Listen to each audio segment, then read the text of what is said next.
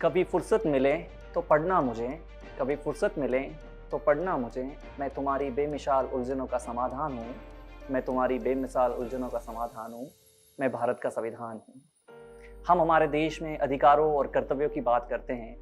अगर कोई कर्तव्य और अधिकारों को एकमात्र कोई चीज़ जोड़ती है तो वो है हमारा संविधान। सन 2015 से भारत सरकार द्वारा हर वर्ष 26 नवंबर को संविधान दिवस के रूप में मनाया जाता है।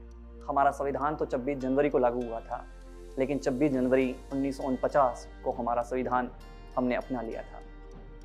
संविधान हमारे नैतिकता का प्रतीक है, संविधान हमारे लोकतंत्र की पहचान है। इस देश में गरीबी मिटाने, कोई भूखा न सोए, इस पर हर बात पे जोर देता है हमारा संविधान। एक नन्ही चिड़िया जब आकाश में उड़ती है तो आसमान उसका स्वागत करता है और उसे एहसास होता है अपनी आज़ादी का।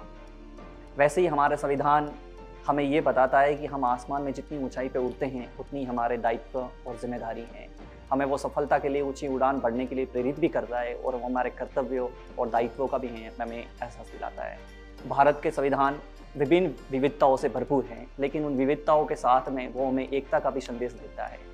हमारे संविधान की कितनी अच्छी खूबसूरती है कि उसमें एकल नागरिकता है, यानी हम किसी भी राज्य में रहें, हम भारत के नागरिक हैं। हमारा धर्मनिरपेक्ष देश किसी भी धर्म को मानने की मान्यता देता है, वो पूर्ण रूप से स्वतंत्र है किसी भी धर्म को मानने में। और हमारी न्यायपालिका पूर्ण स्वतंत्र है किसी भी नागरिक के हित में कोई भी कार्य करने के लिए। इस संविधान को हमें अपने जीवन में उतारना चाहिए, हमें इसे पढ़ना चाहिए, क्योंकि ये हमारे अधिकारों का एक बहुत बड़ा दस्तावेज है। जय हिंद, जय भारत।